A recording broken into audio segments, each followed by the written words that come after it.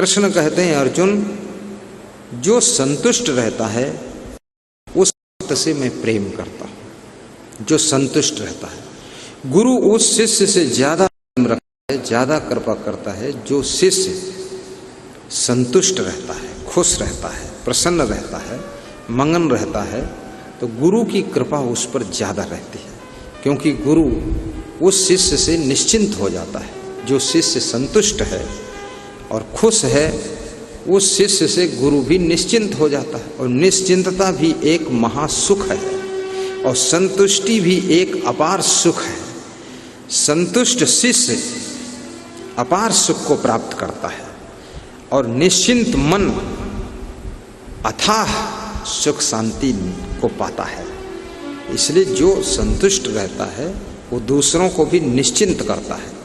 आपकी पत्नी अगर आपसे संतुष्ट है तो आप उसकी तरफ से निश्चिंत हो जाते हैं। यदि वो संतुष्ट नहीं है, कुछ उसको असंतोष है, किरकिरापन है, पिल पिल पिल पिल बोलती रहती है, नाराज जैसी रहती है, तो तुम आप चिंतित रहोगे, तुम्हें चिंता रहेगी, कहीं ये कुछ हो न जाए, कहीं भाग न जाए, कहीं जहर वहर न खा ले, कहीं मर न जाए, कहीं दूसरे मर्द के साथ न चली जाए और कहीं केस न लगाए दे। का हुई देखो भाई, असंतुष्ट बहुत दिन से राहत है, साल भर तो हो ही गवा है, अब इसी संतुष्टि तो आ नहीं रही है। अब ये सब चीज़ से, घर से भी असंतुष्ट है, घर इसके मन का नहीं है, घर का सामान इसके मन का नहीं, घर वाले इसके मन के नहीं, किचन इसके मन का नहीं, फ्रिज इसके मन का नहीं, गाड़ी भी इसके मन की नहीं और पेड़ पौधे भी इसके मन के नहीं, हमहूँ इसके मन के नहीं हैं। अब देखो कहाँ हुई माँ, तो वो पूरा परिवार चिंतित हो जाता है। बेटा अगर संतुष्ट है तो बाप को बहुत खुशी होती है कि चलो इसकी तरफ से हम निश्चिंत हो गए, ये संतुष्ट है और अपना काम कर रहा है, ठीक है। और यदि गुरु संतुष्ट है तो शिष्य सब खुश हो जाते हैं। शिष्य के अंदर यही आस रहती है कि गुरु जी हमसे संतुष्ट रहें, खुश रहें। और गुरु जी खुश हैं, संतुष्ट हैं, तो शिष्य को अपार खुशी प्राप्त होती है कि हम भी गदगद हो गए कि चलो ठीक है, जिनके प्रेम में हमने त्याग किया और जिनके प्रेम में वैराग किया, जिनके प्रेम में घर बार छोड़ा, वो गुरु जी की हमारे ऊपर कृपा है और वो खुश हैं। तो हम संतुष्ट करना भी दूसरों को सीखें और निश्चिंत करना भी सीखें और स्वयं संतुष्ट होकर जीना भी सीखें। संतुष्ट होकर जीना सीखें। आपके पास में जो है उसमें संतुष्टि कीजिए और जो नहीं है उसके लिए श्रम और परिश्रम और पुरुषार्थ करके काम कीजिए, उसको प्राप्त कीजिए। और फिर भी अगर प्राप्त नहीं होता है तो फिर उसका त्याग कर दीजिए। अब उसके पीछे हैरान भी मत होइए, दुखी भी मत होइए, क्योंकि अब नहीं मिल रहा है, चलो छोड़ो इसको। और जो भी घर आपका है, छोटा है, बड़ा है, जैसा है, आश्रम है, कुटिया है, उसमें संतुष्ट होकर रहोगे तो सुख पाओगे।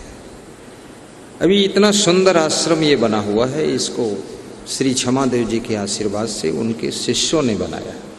ये जो शिष्य बैठे हुए हैं, नारायण दास हैं, सतकर दास, शीलकर दास, हरीश दास, देवकर दास, दिनकर दास, रामपाल दास, महेश दास, पारस दास, सुखपाल दास, आदित्य दास, धर्मेश दास, ये योगेश दास, शीतल दास, संयम दास, नियम साहब, प्रवीण दास, अनुभव दास और कितने दास हैं, बोधकर दास, और चलो भूल भी जाएगा, कोई बात नहीं है, नरेश दास, उपदेश दास, देखो पास में बैठा भूल जाए, दुख हो जाए। और ये प्रेमपाल दास और लेखपाल दास और दास में दास, और कितना भगत भी इसमें है, बुधराम दास, लुधियाना रोहित दास, मिश्री लाल दास, हरिश्चंद्र दास, इनका सबका, और कितने भक्तों का, आगरा के मुकेश अग्रवाल, श्री लल्लन तिवारी और हनुमान संथालिया, विशाखापट्टनम के भेरा राम चौधरी, और कितने भक्तों ने इसमें दान भी दिया है। श्रमदान, धन दान, सामान दान और समय दान। तो ये सबके योगदान से आश्रम बना। बहुत सुंदर आश्रम, बहुत सुंदर आश्रम। इसमें सबसे कम मेहनत हमने ही किया है। हाँ, सबसे कम मेहनत किया हूँ। बस देखता रहा हूँ, खुश रहा हूँ, हंसता रहा हूँ, आज्ञा दे दिया हूँ। आज्ञा जरूर दिया हूँ मैं, आज्ञा दे दिया हूँ कि ठीक है, करो आप लोग, अच्छा है। अब आज्ञा हमसे लिया भी है संतों ने, और मेरी आज्ञा होते ही विश्व के सभी भक्तों ने आगे आ करके इसमें अनुदान किया है। क्योंकि मैं जो आज्ञा देता हूँ, जैसे कल मैं गाय के लिए बोला था कि प्रवीण मंडल बिहार संग्रामपुर शंकरलाल मंडल के साले इंदू बहन के भाई, उन्होंने एक गाय दान दिया। तो हमारे दूसरे भक्त बेतिया चंपारण के श्री हनुमान संथालिया जी ने ये प्रवचन में सुना, तो उन्होंने आज एक गाय के लिए राशि भेज दिया है। अकाउंट में आ गई है, हमारे मोबाइल में छप के दिख गया है 21,000 की राशि कि 21,000 में एक गाय मेरी ओर से भी लीजिए। तो बहुत से भक्तों का भी योगदान है। अभी आश्रम बन के खड़ा हो गया। ये गौशाला का दर्शन हो रहा है, गौशाला भी यहाँ है आश्रम में। तो ये आश्रम अब सभी भक्त संतुष्ट हो जाते हैं इसको देख करके। संत भी संतुष्ट हैं, संत बहुत खुश है, संत का मन गदगद है कि क्या बात है, इतनी दूर से पांव जहां धरो वहां सब फर्श ही फर्श, चिकनी ही चिकनी, टाइल ही टाइल चमक रहा है। और मैं भी खुश हूँ कि कहीं धूल नहीं, कहीं माटी नहीं, कहीं लतगोंदर नहीं, और कहीं भी उसमें कोई इधर उधर कुछ, बिल्कुल फिट। मुझे कल्पना भी नहीं थी ऐसा आश्रम बनेगा। देखिए फर्श, ये फर्श बनाने में, फर्श दिख रही सामने आश्रम के आगे की फर्श, जिसको हम आंगन बोलते हैं, द्वार बोलते हैं, ये फर्श है। और फर्श से आने का रास्ता सत्संग मंडप तक गुरुजी के पहुंचने के लिए इतना सुंदर, बिल्कुल शीशा जैसा चमक रहा है। चमक रहा कि नहीं चमक रहा है? देखो ना, स्क्रीन में दिख रहा है शीशा जैसा। ये हमारे सम्माननीय महाभक्त, महासत्संगी, महादानी श्री करनैल सिंह और उनकी धर्म पत्नी श्रीमती सुखजिंदर कौर ने दान भेजा है वहाँ से। पर्याप्त दान, नहीं तो नहीं बन पाता। और उनके वो 3 लाख और 5 लाख की राशि से ये बनकर तैयार हुआ है। और ये सैक्रामेंटो कैलिफोर्निया में रहते हैं। आपकी पोती है सोनिया कौर, जसविंदर सिंह आपका बेटा है, और एक पुत्री ये सब मेवा कौर, ये पोती आदि सब हैं, आपका परिवार है। उसका दर्शन करो। धन तो बहुत लोग कमाते हैं, कितनों का धन धरा ही रह जाता है, और कितनों का धन ठेलुहा मार ले जाते हैं, और कितनों का धन चोर ले जाते हैं, कितनों का धन बीमारी में ही चला जाता है, कितनों का धन मरने के बाद मूर्ख लोग बांट कर निकाल लेते हैं। लेकिन धन कमाना उनका सार्थक है जिनका धन उनके जीवन में ही कोई धर्म के कार्य में, कोई सेवा कार्य में, कोई जन सेवा में, संत सेवा में, गुरु सेवा में, परमार्थ में, धर्मार्थ में लग जाता है। क्योंकि किसी की मृत्यु होती है, धन उसके साथ में नहीं जाता है, केवल धनवान ही मरकर जाता है, धन यहीं रह जाता है।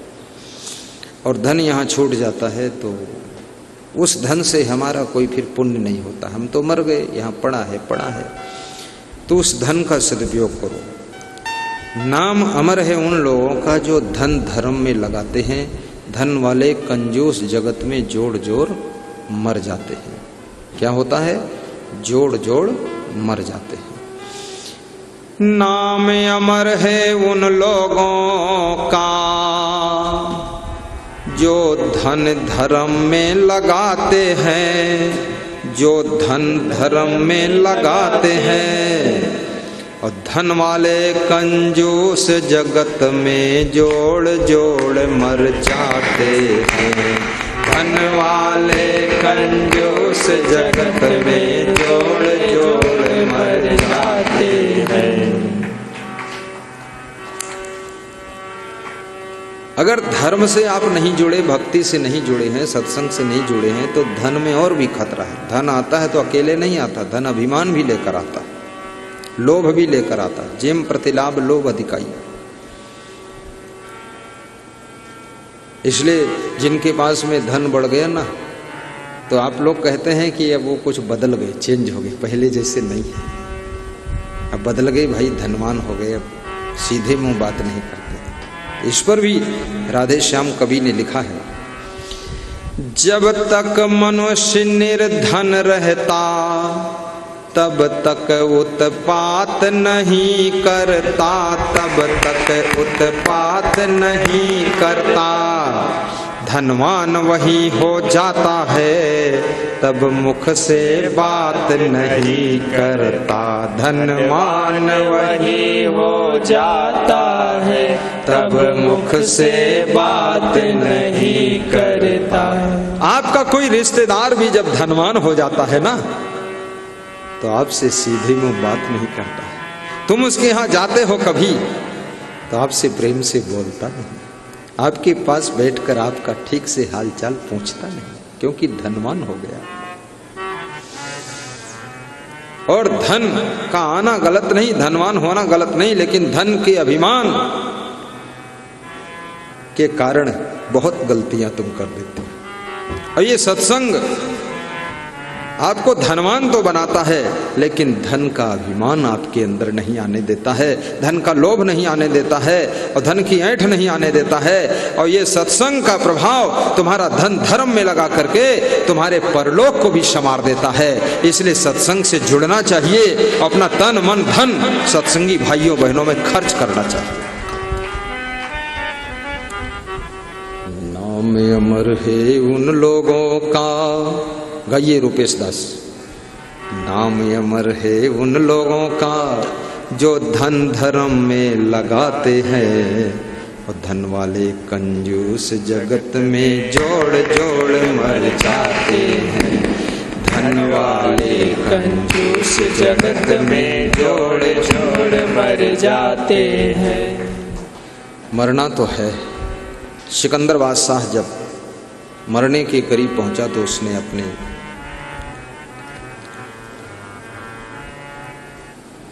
मंत्रियों को बुलाया, साथियों को बुलाया और कहा कि जब मैं मरूंगा मेरी लाश को कफन में लपेट देना, लेकिन मेरे हाथों को कफन से बाहर कर देना, और मेरी लाश को अर्थी पर रख करके उस अर्थी को पूरे नगर में भ्रमण करा देना, द्वार द्वार पर पूरे नगर को मेरी लाश का दर्शन करा देना। और मैं एक दोहा, एक शेर लिख कर जा रहा हूं। इकट्ठे कर जहां के जर सभी मुल्कों के माली थे, सिकंदर जब चला दुनिया से तो दोनों हाथ खाली से। दोनों हाथ खाली है सिकंदर का। और वही सिकंदर नहीं, तुम भी सिकंदर हो, तुम्हारा भी दोनों हाथ खाली रहेगा। तुम ये मत सोचना सिकंदर का खाली हाथ गया है, मैं तो भर के ही ले जाऊंगा। यहाँ हाथ भर के ले जाने की कोई व्यवस्था ही नहीं इस सृष्टि में सब। और वो तो कहना है खाली हाथ जाना, हाथ भी साथ जाते नहीं। तब भी कितना मूढ़ मनुष्य है, मरने के बाद न जाने किस योनि में जन्म हो, न जाने किस खानी में जन्म हो, न जाने किस देश विदेश परदेश जिला गांव में जन्म हो, न जाने किस फैमिली में जन्म हो, फिर भी इतना लोभ मोह भरा हुआ है। लोग 1 मिनट का समय सत्संग के लिए नहीं निकाल पाते हैं, 2 दिन सत्संग सुनने के लिए नहीं निकाल पाते हैं, 10 दिन सेवा के लिए नहीं निकाल पाते हैं, और 1 कौड़ी धन दान के लिए, आश्रम निर्माण के लिए, धार्मिक विकास के लिए नहीं निकाल पाते हैं। कितना बड़ा दुर्भाग्य है, कितना बड़ा मोह ममता है ये, कितना अंधकार, अज्ञान का अंधकार छाया हुआ है, लोगों के समझ में नहीं आता है। दिया न खता न किया पयाना, मंदिर भया उजार, मर गए सो मर गए बाचे बाचनिहार।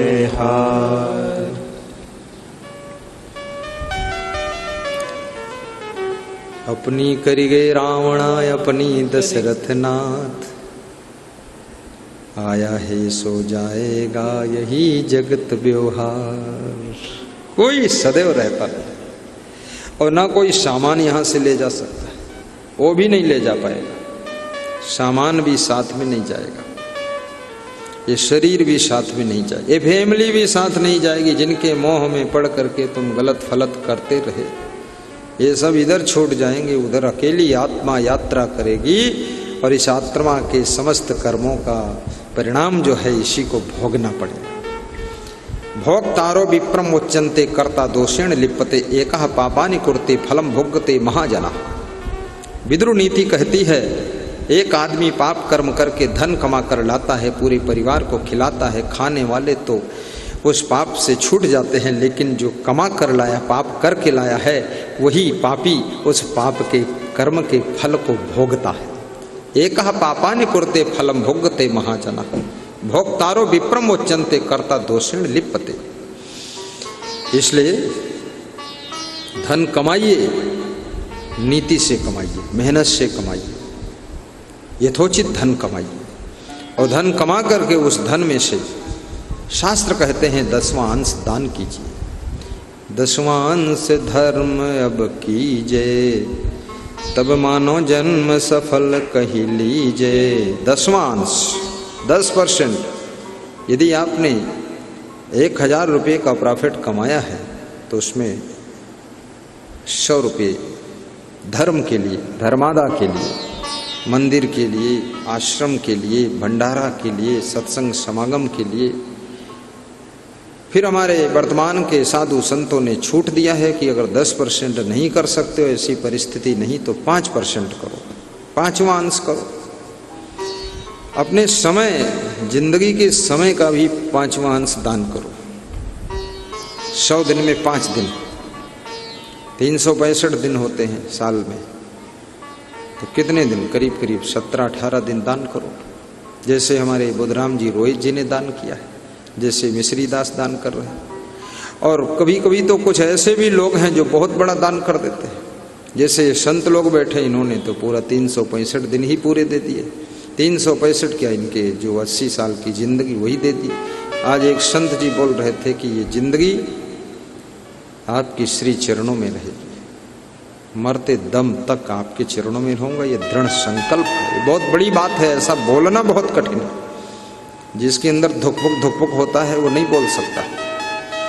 जिसके अंदर दृढ़ता आ जाती है, पक्का दृढ़ संकल्प है, प्राण जाई पर वचन न जाई, वो व्यक्ति ऐसा बोल सकता है। और ये दृढ़ता होगी, वही व्यक्ति गुरु के लक्ष्यों को, उद्देश्यों को पूर्ण कर सकता है। जिसमें दृढ़ता नहीं है, डामाडोल है कि जब तक रसगुल्ला मिलेंगे तब तक तो रहेंगे हम, और जिस दिन केवल गुल्ला मिले तो हम गोलू राम लुढ़क जाएंगे इधर से उधर। नहीं नहीं, गुरु के चरणों में आप देखिए, जब भगवान श्री राम गुरु वशिष्ठ के आश्रम पर गए तो वहां भी थोड़ा कष्ट ही था, लेकिन गुरु वशिष्ठ के आजीवन भक्त रहे। ऐसा नहीं बीच में डगमगा गए हो। वहां लकड़ी तोड़ना पड़ता था, गाय को स्नान करना पड़ता था। कितने आलसी लोग तो खुद ही स्नान कर ले, वही बहुत है। तुम गाय को स्नान बता रहे हो।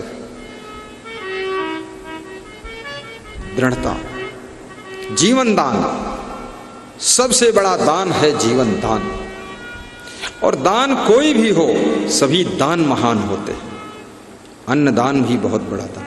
अन्न को तैत्तिरीयो उपनिषद में ब्रह्म का स्थान दिया गया है। अन्नम बेजानात ब्रह्म, अन्न को ब्रह्म जानिए। जब अन्न परोसते हो तो समझ लेना कि मैं ब्रह्म को परोस रहा हूं, गुस्सा होकर मत परोसो। जब अन्न खाते हो तो समझो कि हम ब्रह्म को ग्रहण कर रहे हैं। अन्न दान करते हो तो आप ब्रह्म को दान कर रहे हैं। अन्न को ब्रह्म का स्थान दिया है उपनिषद में। अन्नम बेजानात ब्रह्मम, अन्न को ब्रह्म जानो। और अन्नदान का बहुत बड़ा स्थान है। आपके पास में कितना सोना चांदी हो, लेकिन भूख लगेगी तो आपको अन्न ही खाना पड़ेगा।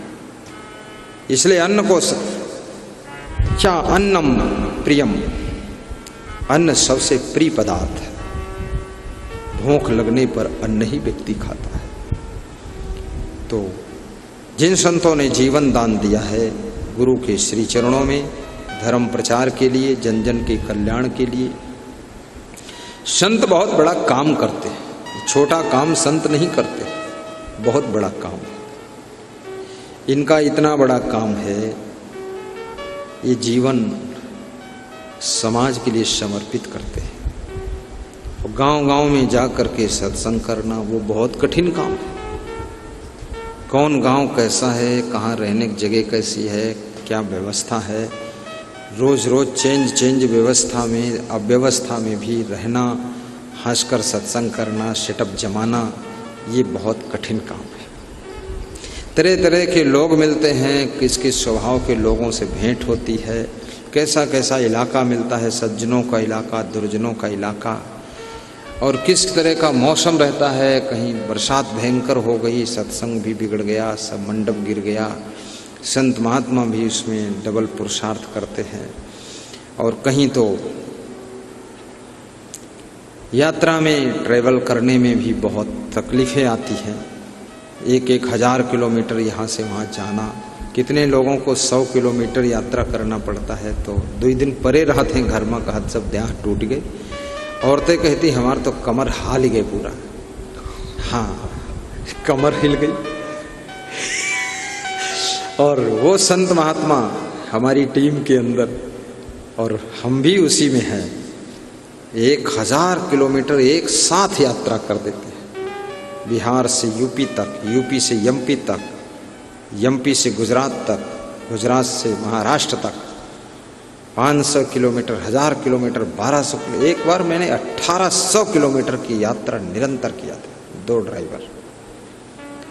क्या दशा हुई होगी सोचो। ये जन कल्याण के लिए भी बहुत कठिनाइयों का सामना करना पड़ता है।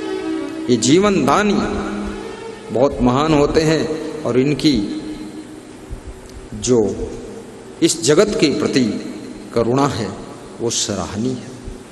इसलिए भक्ति का ये विस्तार है, भक्ति का ये प्रभाव है। आप दुनिया में कहीं काम करते हैं, अच्छी बात है, लेकिन कभी गुरु के पास में जब आप काम करते हैं तो काम नहीं है, वो भजन चल रहा है, वो भजन चल रहा है और गुरु की भक्ति हो रही है। इसलिए गुरु के श्री चरणों में समय दान भी करना चाहिए। पिछले 5 वर्षों में लगातार अपनी बेहतरीन औषधियों के द्वारा 1 लाख से अधिक लोग जो दर्द से बेचैन थे, उनका घुटना दर्द, कमर दर्द, जोड़ों के दर्द को ठीक किया है। आगे हमारा यह प्रयास अनवरत जारी है। आप बिना किसी ऑपरेशन के अपना घुटना दर्द, कमर दर्द व जोड़ों के दर्द को आयुर्वेद की सर्वश्रेष्ठ औषधियों के द्वारा ठीक किया जा सके। इसलिए आज ही आप अपने किसी भी प्रकार के घुटने दर्द को ठीक करने के लिए श्री च्यवन आयुर्वेद की औषधियों को अपने घर पर होम डिलीवरी के लिए संपर्क करें। आज ही ऑर्डर करें श्री च्यवन के अचूक औषधियों को। आप हमसे इन नंबरों पर संपर्क कर सकते हैं 7714599999, 7716755555। श्री च्यवन आयुर्वेद।